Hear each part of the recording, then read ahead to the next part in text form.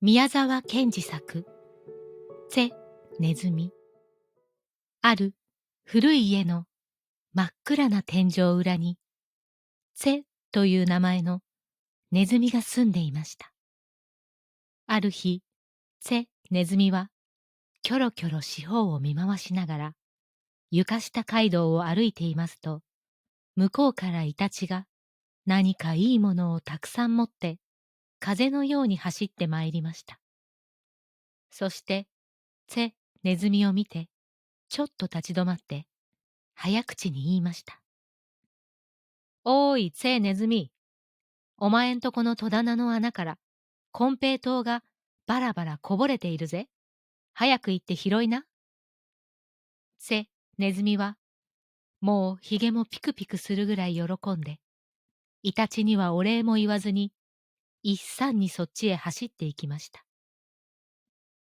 ところが、戸棚の下まで来たとき、いきなり足がチクリとしました。そして、止まれ、誰か、という小さな鋭い声がします。ゼ・ネズミはびっくりしてよく見ますと、それはアリでした。アリの兵隊はもう金平糖の周りに四重の非常線を張って、みんな黒いまさかりを振りかざしています。二三十匹は金平糖を片っ端から砕いたり、溶かしたりして巣へ運ぶ支度です。ゼ・ネズミはブルブル震えてしまいました。ここから家へは入ってならん。早く帰れ、帰れ帰れ。アリの特務総長が低い、太い声で言いました。ネズミはくるっと一つ回って一目散に天井裏へ駆け上がりました。そして巣の中へ入ってしばらく寝転んでいましたが、どうも面白くなくてたまりません。アリはまあ兵隊だし、強いから仕方もないが、おとなしいイタチめに教えられて、戸棚の下まで走って行って、アリの総長に剣つくを食うとは、何たる尺に触ることだと、ゼ・ネズミは考えました。そこでネズミは、巣からまたちょろちょろ這い出して、木小屋の奥のイタチの家にやってまいりました。イタチはちょうど、トウモロコシの粒を歯でコツコツ噛んで粉にしていましたが、ゼ・ネズミを見て言いました。どうだ、金平糖がなかったかい？イタチさん、ずいぶんお前もひどい人だね。私のような弱い者を騙すなんて。騙しゃせん。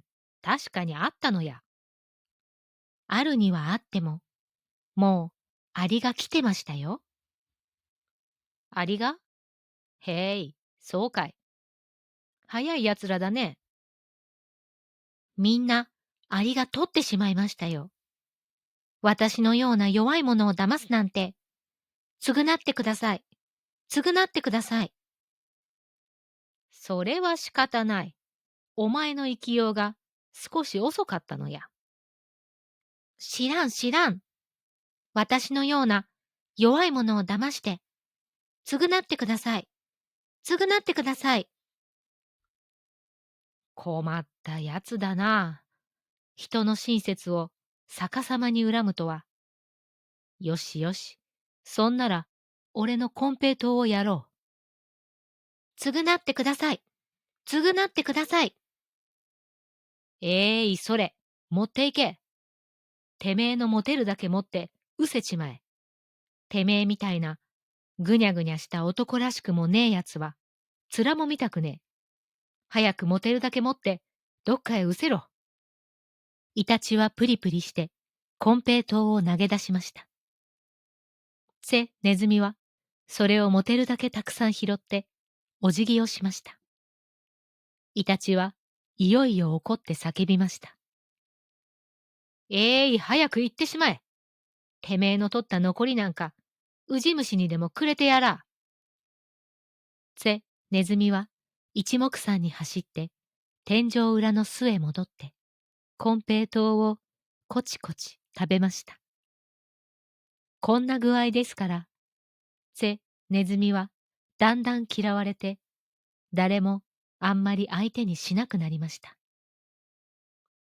そこで、ネズミは仕方なしに、今度は柱だの、壊れたちりとりだの、バケツだの、ほうきだのと交際を始めました。中でも柱とは一番仲良くしていました。柱がある日、ネズミに言いました。ネズミさん、もうじき冬になるね。僕らはまた乾いてみりみり言わなくちゃならない。お前さんも今のうちにいいヤグの支度をしておいた方がいいだろう。幸い、僕のすぐ頭の上に、スズメが春持ってきた鳥の毛やいろいろ暖かいものがたくさんあるから、今のうちに少しおろして運んでおいたらどうだい？僕の頭は、まあ、少し寒くなるけれど、僕は僕でまた工夫をするから。ネズミは、もっともと思いましたので、早速その日から運び方にかかりました。ところが、途中に急な坂が一つありましたので、ネズミは三度目に、そこからストンと転げ落ちました。柱もびっくりして、ネズミさん、怪我はないかい？怪我はないかい？と、一生懸命体を曲げながら言いました。ネズミはやっと起き上がって、それから顔をひどくしかめながら言いました。柱さん、お前もずいぶんひどい人だ。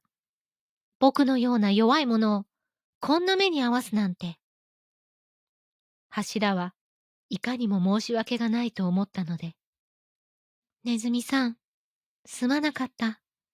許してください。と一生懸命詫びました。ネズミは図に乗って、許してくれもないじゃないか。お前さえあんな小尺な指図をしなければ、私はこんな痛い目にも遭わなかったんだよ。償っておくれ。償っておくれ。さあ、償っておくれよ。そんなことを言ったって困るじゃありませんか。許してくださいよ。いいや、弱い者をいじめるのは私は嫌いなんだから。償っておくれ。償っておくれ。さあ、償っておくれ。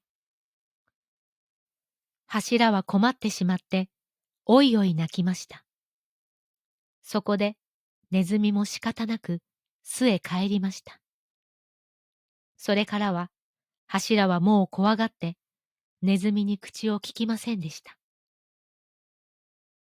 さて、その後のことですが、ちりとりはある日、ネズミに半分になったもなかを一つやりました。すると、ちょうどその次の日、ネズミはお腹が痛くなりました。さあ、いつもの通り、ネズミは、償っておくれを100ばかりもちりとりに言いました。ちりとりも呆れて、もうネズミとの交際はやめました。また、その後のことですが、ある日、バケツはネズミに、洗濯ソーダのかけらを少しやって、これで毎朝お顔をお洗いなさい。と言いましたら、ネズミは喜んで、次の日から毎日、それで顔を洗っていましたが、そのうちに、ネズミのおひげが10本ばかり抜けました。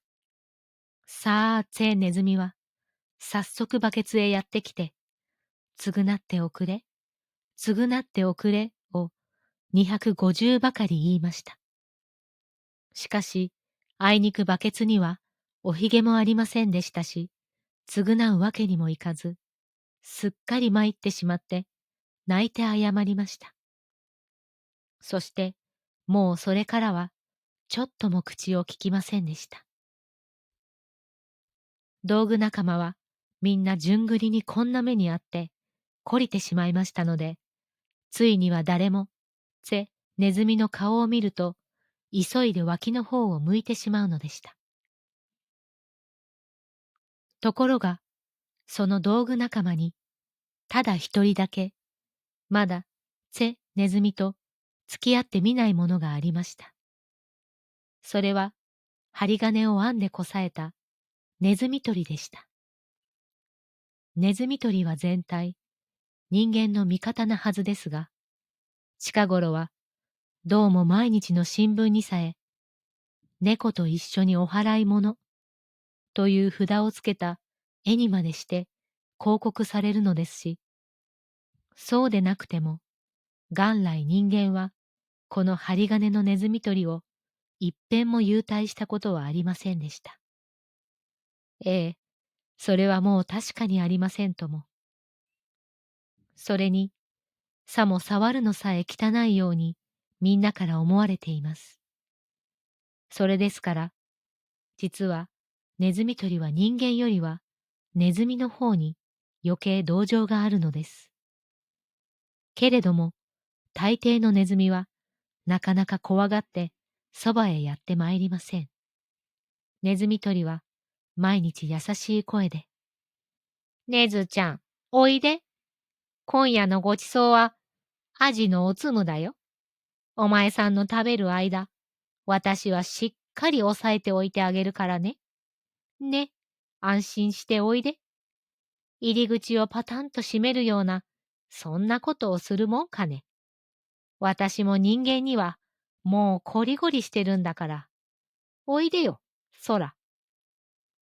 なんて、ネズミを呼びかけますが、ネズミはみんな、へん、うまくいってら、とか、へいへい、よくわかりましてございます。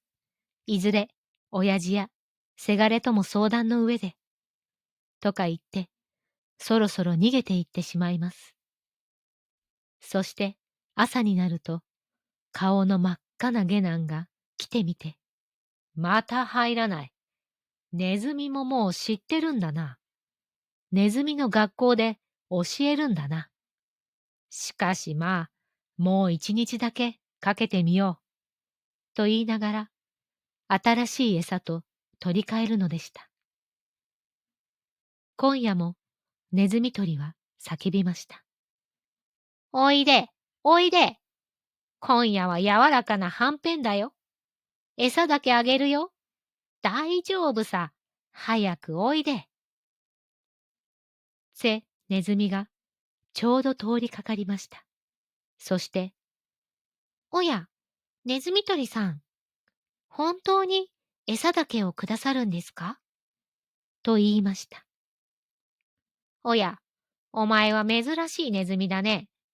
そうだよ。餌だけあげるんだよ。そら、早くお食べ。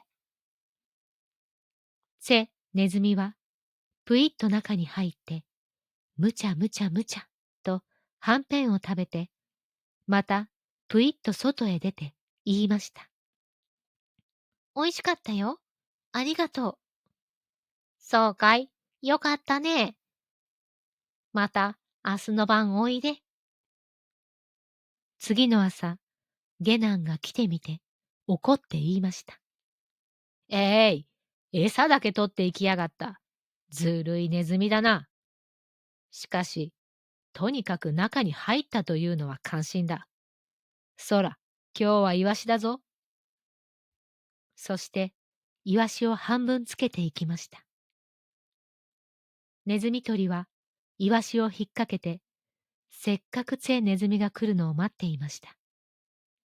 夜になって、ネズミはすぐ出てきました。そして、いかにも恩に着せたように、こんばんは。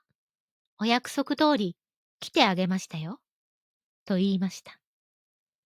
ネズミ捕りは少しむっとしたが、無理にこらえて、さあ、食べなさい、とだけ言いました。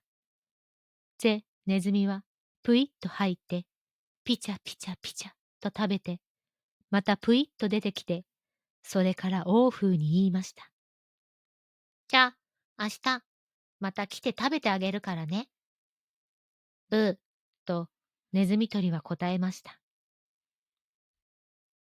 次の朝、下男が来てみて、ますます怒って言いました。ずるいネズミだ。しかし、毎晩そんなにうまく餌だけ取られるはずがない。どうもこのネズミ捕りめは、ネズミから賄賂をもらったらしいぞ。もらわん、もらわん。あんまり人を見損なうな。と、ネズミ捕りは怒鳴りましたが、もちろん、下男の耳には聞こえません。今日も腐ったはんぺんをくっつけていきました。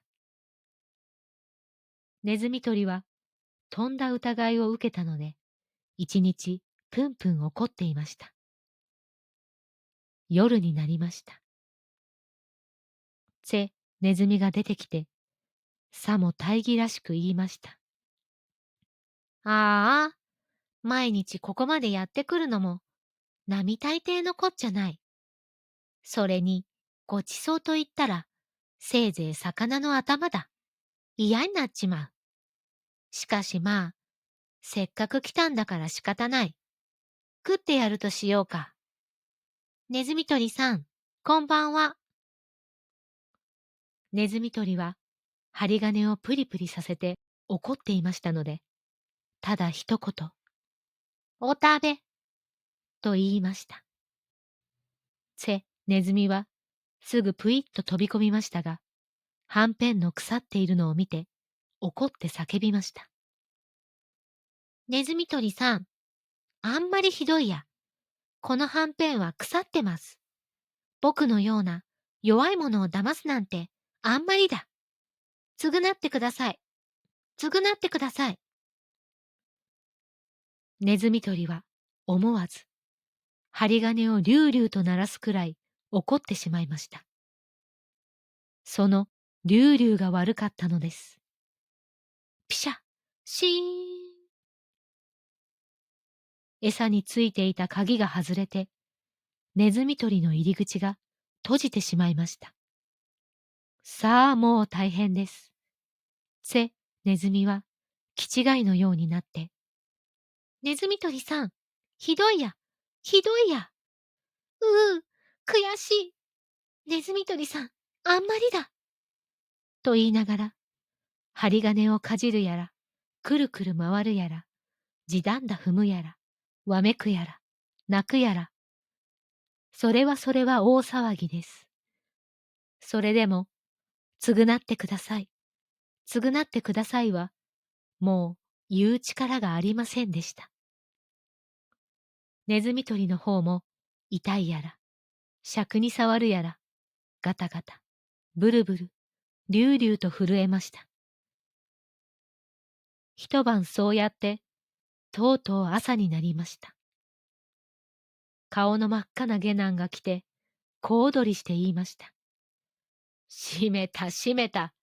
とうとうかかった。意地の悪そうなネズミだな。さあ、出てこい、小僧。ことの葉の森でのひととき、いかがでしたか？このチャンネルでは、物語や詩を静かに読み継いでいます。よろしければ、チャンネル登録をして、また遊びにいらしてくださいね。お相手は中島莉子でした。